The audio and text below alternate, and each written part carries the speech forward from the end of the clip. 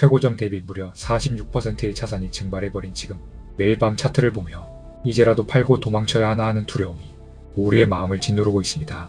하지만 만약 우리가 겪고 있는 이 무서운 하락이 단순한 악재가 아니라 미리 짜여진 유동성 시간표에 의한 썰물이라면 어떨까요?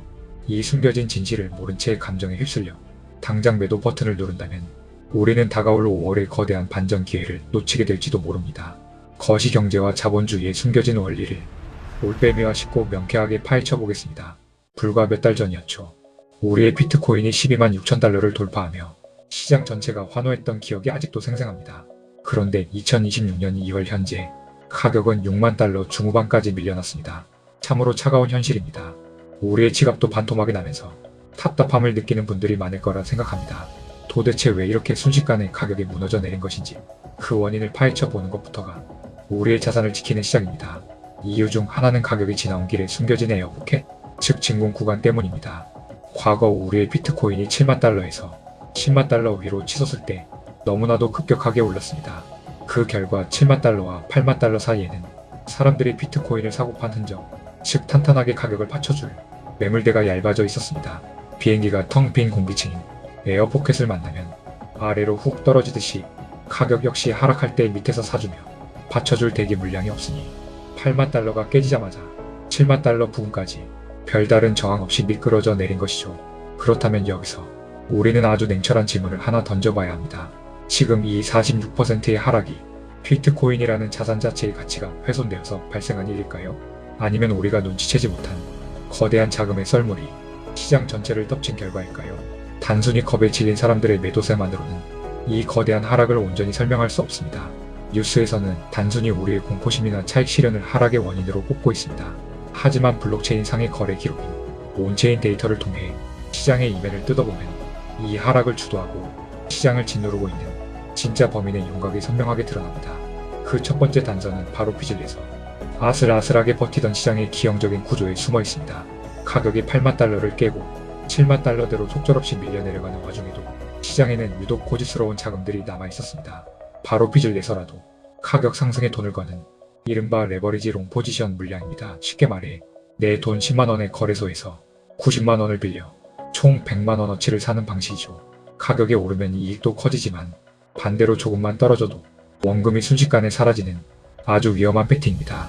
그런데 왜 이 비즐렌 투자자들이 거대한 하락을 가속하는 엔진이 되었을까요? 가격이 하락하는 뚜렷한 추세 속에서도 이 비즐렌 상승 배팅 물량은 하락 배팅을 한 물량보다 비정상적으로 높게 쌓여 있었습니다.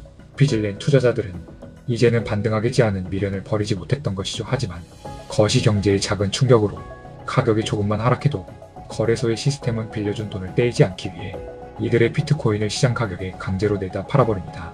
우리는 이것을 연쇄 강제 매각 혹은 도미노 하락이라고 부릅니다. 한 사람의 물량이 강제로 팔리면서 시장에 쏟아지면 그 매도 충격으로 가격은 한 단계 더 떨어집니다. 그러면 그 가격 하락으로 인해 바로 밑에서 간신히 버티던 다음 사람의 물량마저 강제로 팔리게 되죠.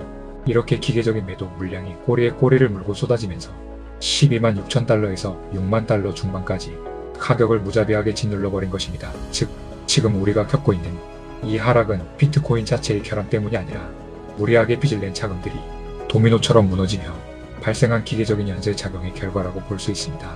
그렇다면 아무리 도미노 하락이 발생하더라도 평소처럼 누군가 밑에서 든든하게 이 매도 물량들을 사주었다면 이렇게까지 깊게 빠지지는 않았을 텐데 말이죠.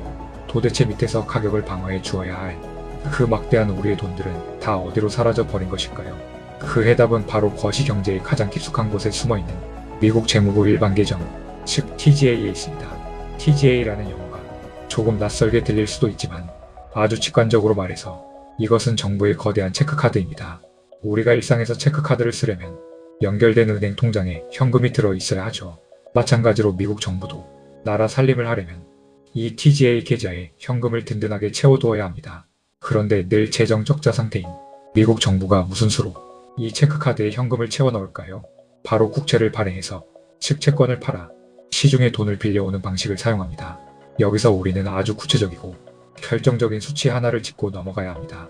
미 재무부의 공식 자료에 따르면 2025년 7월 법안 통과 직후 이 정부의 체크카드 잔고는 약 3천억 달러 수준이었습니다. 그런데 국채 발행의 빗장이 풀리자마자 미국 재무부는 엄청난 속도로 국채를 찍어내기 시작했고 불과 몇 달 만에 이 잔고는 9천억 달러까지 폭증하게 됩니다. 정부의 체크카드 잔고가 순식간에 6천억 달러나 늘어났다는 것은 원래대로라면 우리 시장에 돌면서 자산 가격을 떠받쳐야 할 막대한 투자 자금이 정부의 금고 속으로 고스란히 빨려 들어갔다는 뜻입니다. 시중 자금을 흡수하는 이 거대한 작업이 진행되면서 우리 시장의 기초 체력은 이미 서서히 바닥을 드러내고 있었습니다. 체력이 완전히 고갈된 시장에 앞서 말씀드린 연쇄 강제 매각 물량이 쏟아지자 이를 밑에서 받아줄 새로운 자금이 턱없이 부족했던 것입니다. 최고점에서 46%가 증발해버린 진짜 배경은 단순한 공포가 아니라 이 정부의 체크카드가 만들어낸 구조적인 유동성 감흥 때문이었다고 분석됩니다. 물론 분명 웰스파고의 분석이다. 여러 지표를 보면 올해 초 미국에서 풀릴 세금 환급 규모는 약 220조 원이라는 천문학적인 액수였습니다. 이 막대한 돈이 우리 시장에 흘러 들어오면 비트코인이 다시 기운을 차릴 것이라는 기대가 컸던 것도 사실이죠. 하지만 우리의 기대와 달리 시장은 여전히 가뭄에 말라가는 옷바닥처럼 갈라져 있습니다. 도대체 이 거대한 유동성의 강물은 어디로 가버린 걸까요? 여기에는 미국 재무부의 아주 치밀하고 차가운 계산이 숨어 있습니다.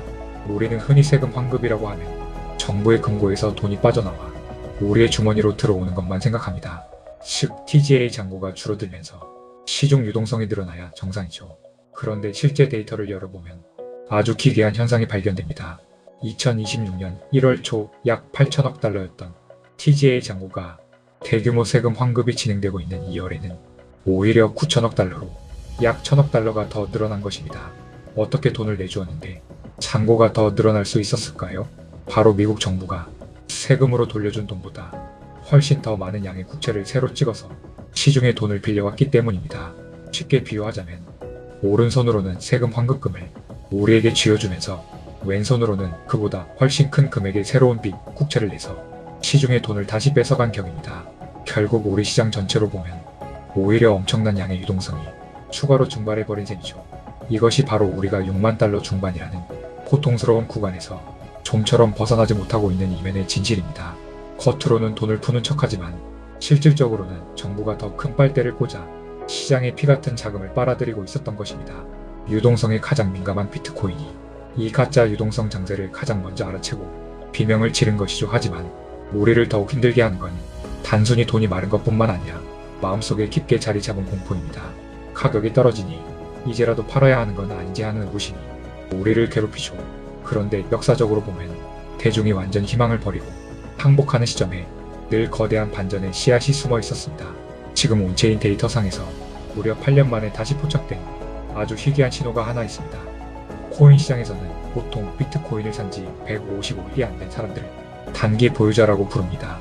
그런데 최근 온체인 통계를 열어보면 이 단기 투자자들의 평균 매입 단가와 현재 가격의 차이가 과거 2018년 최악의 하락장 이후 가장 깊은 극단적 과매도 구간으로 떨어졌습니다.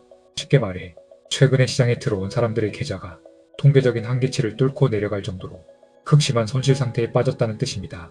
우리는 이것을 항복 구간의 진입 신호로 해석합니다.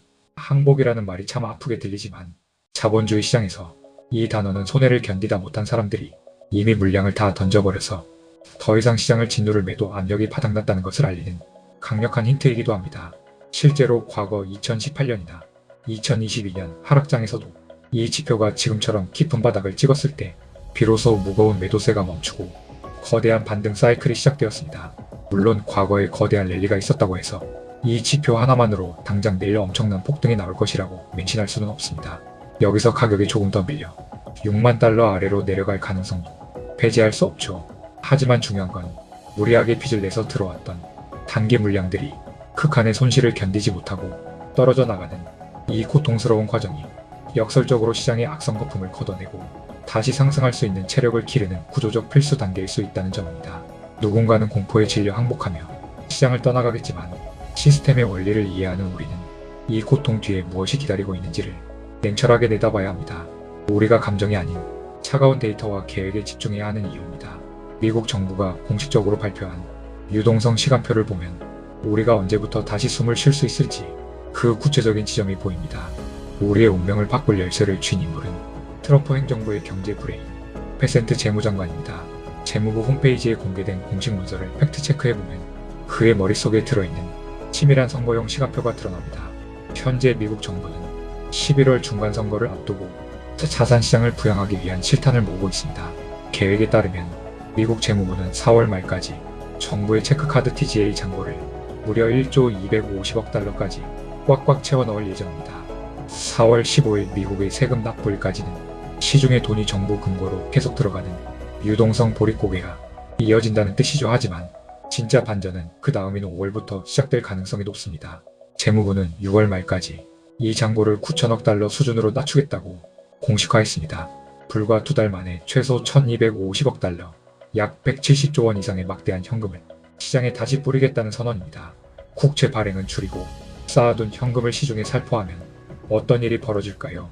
굳게 닫혔던 유동성의 수도꼭지가 다시 열리며 돈에 가장 민감한 우리의 비트코인이 그 영향을 입게 될 것으로 보입니다. 페센트 장관이 왜 5월을 선택했을까요? 11월 선거를 앞두고 너무 일찍 돈을 풀면 물가가 올라 표심을 잃을 수 있고 너무 늦게 풀면 주가가 오를 시간이 부족하기 때문입니다. 5월부터 돈을 풀어 선거 직전까지 시장을 완만하게 이끌겠다는 아주 정치적이고도 치밀한 계산입니다. 여기에 더해 7월에는 트럼프 행정부가 준비한 신생아 자산 형성 지원 정책이라는 또 다른 변수가 대기하고 있습니다. 2025년 1월부터 태어나는 미국의 모든 아이들에게 정부가 $1000를 지급하고 이 돈을 즉시 인덱스 펀드에 투자하는 정책이죠. 이것은 시장에 장기적으로 작동하는 작은 펌프가 하나 더 달리는 것과 비슷합니다. 정부의 시드머니가 인덱스 펀드로 흘러 들어가고 이후 추가 납입까지 가능해지면 자산시장의 지속적인 저변 수요를 만들 수 있기 때문입니다. 12만 6천 달러라는 정고점이 지금은 아득하게 느껴질지 모릅니다. 하지만 우리가 확인했듯이 5월부터 11월 중간 선거 전까지 재무부가 돈을 집중적으로 살포하는 이 선거용 유동성 장세는 자본주의 시스템에서 자주 발생하는 구조적 현상입니다. 경제학적으로 돈을 풀었을 때 물가가 본격적으로 치솟기까지는 시차가 존재하며 정부는 그 시차를 이용해 선거 전까지 시장을 관리하려 할 것입니다. 결국 우리가 지금까지 함께 살펴본 파편화된 정보들을 하나로 묶어보면 거시경제라는 거대한 기계가 어떻게 맞물려 돌아가는지 그 선명한 윤곽이 드러납니다. 현재 6만 달러 중반까지 약 46%가 하락한 이 상황은 단순히 운이 나빴거나 비트코인이 실패해서 벌어진 일이 아닙니다. 정부의 체크카드인 TGA가 9천억 달러까지 채워지며 시중에 피같은 돈을 빨아들였고 체력이 약해진 시장에 빚내서 투자한 물량들이 연쇄 강제 매각이 도미노처럼 터진 결과입니다. 자본주의 시스템의 유동성 원리에 의한 하락이라고 해석할 수 있습니다. 그렇다면 우리는 이제 무엇을 준비해야 할까요? 앞서 확인했듯이 5월부터는 굳게 닫혔던 유동성 수도꼭지가 다시 열릴 가능성이 높습니다. 4월 말까지 1조 250억 달러의 실탄을 장전한 뒤 이를 시중에 다시 살포하는 시간표는 매우 구체적인 수치로 우리 앞에 놓여 있습니다.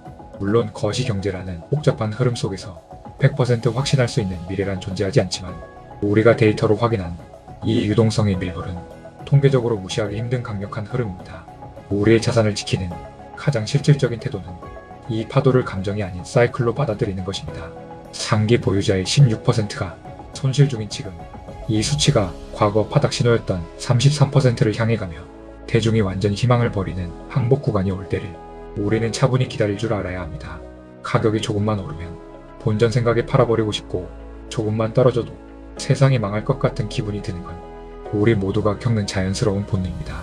하지만 매일 차트를 열어보며 감정을 소모하는 일은 우리의 판단력을 흐릴 뿐입니다. 우리가 지금 해야 할 일은 명확합니다. 5월 이후 찾아올 수 있는 유동성의 변곡점을 차분히 대비하며 현재의 하락을 다음 도약을 위해 숨을 고르는 과정으로 이해하는 것입니다. 동트기 전 새벽이 가장 어둡다는 말처럼 모두가 공포에 질려 시장을 떠날 때 우리는 오히려 이 거대한 유동성의 지도 위에서 우리의 위치가 어디인지 냉철하게 확인해야 합니다. 우리의 자산은 결국 이 시스템의 원리를 이해하고 견뎌낸 시간만큼 성장할 것입니다. 오늘 우리가 함께 나눈 통찰이 우리의 지갑과 마음을 지켜주는 든든한 방패가 되길 바랍니다. 지금까지 올빼미였습니다.